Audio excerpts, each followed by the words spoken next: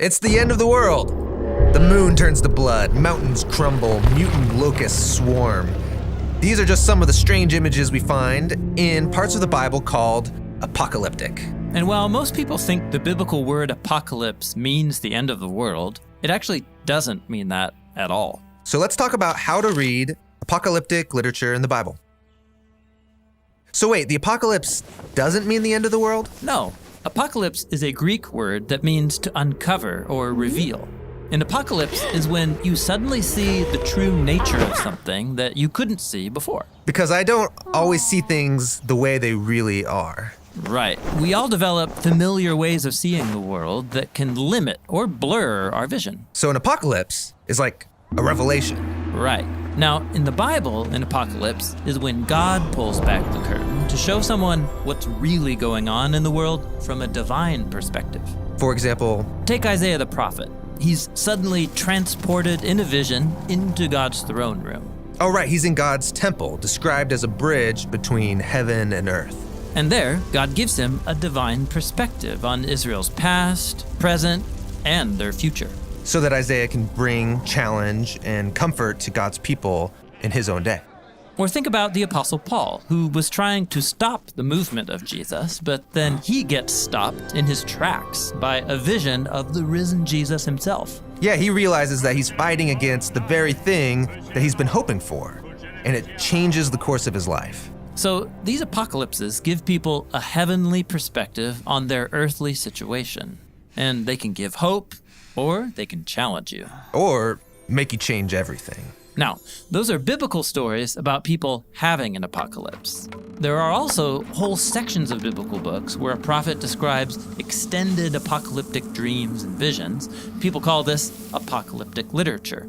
And reading these dreams and visions is difficult. I mean, they're filled with strange images. Like, let's take Daniel. He sees ferocious beasts coming up out of a dark sea, trampling people on the land. And then a character called the Son of Man is exalted to rule the world.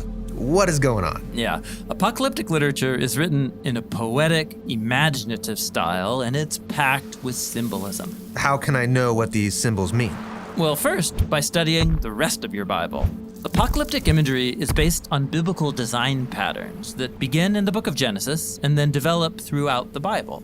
Like the chaotic sea in the first sentences of the Bible that God tames but doesn't eliminate as he orders creation. And so the sea becomes an image of danger, death, and cosmic chaos. And the dry land, which comes out of the sea, is the safe, ordered place where humans are supposed to rule as God's image. Yes, and also on the land are beasts that humans are supposed to oversee. But keep reading, and the humans are deceived by a beast. And start acting like violent beasts. Exactly. Now, sometimes a prophet will tell you what a symbol means. Like in Daniel, we're told those beasts symbolize violent human kingdoms. But more often, the authors just assume you know how to trace an image through the biblical story to understand its meaning. Now let's look at the last book of the Bible, the Revelation, because it's one really long vision. The whole thing is an apocalypse. Yeah, and it works the same way. It begins with John the visionary transported to God's throne room, where he sees the risen Jesus as the exalted king of the world. But Jesus is depicted as a bloody lamb. Right. It's a design pattern showing how Jesus is the sacrificial lamb from Israel's Passover and from the Day of Atonement. He gave his life for the sins of the world. And then John sees the ultimate beastly dragon, that spiritual power that energizes violent earthly empires. It's cast out by Jesus, the world's true king. Yeah. Now that reminds me, when I read the Revelation, I'm struck by all this cosmic destruction and violence. I mean, it happens over and over and over. Yeah, in the Revelation, there are 3 7-part cycles of God's judgment, and it's another design pattern that connects together the stories of the flood, the 10 plagues on Egypt, and the exile to Babylon, and even more.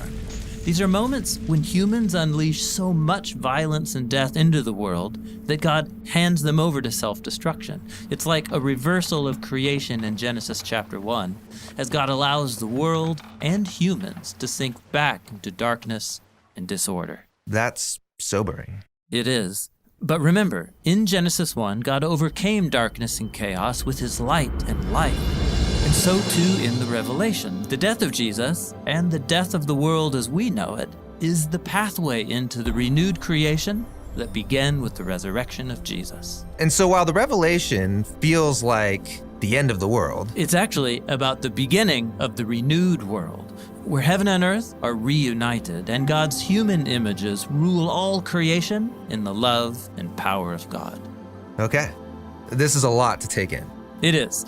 And there's a lot in these books that is still hard to understand, but the purpose of Apocalyptic is really clear: to give us a heavenly perspective on our earthly circumstances so that every generation of God's people can be challenged, comforted, and given hope for the future.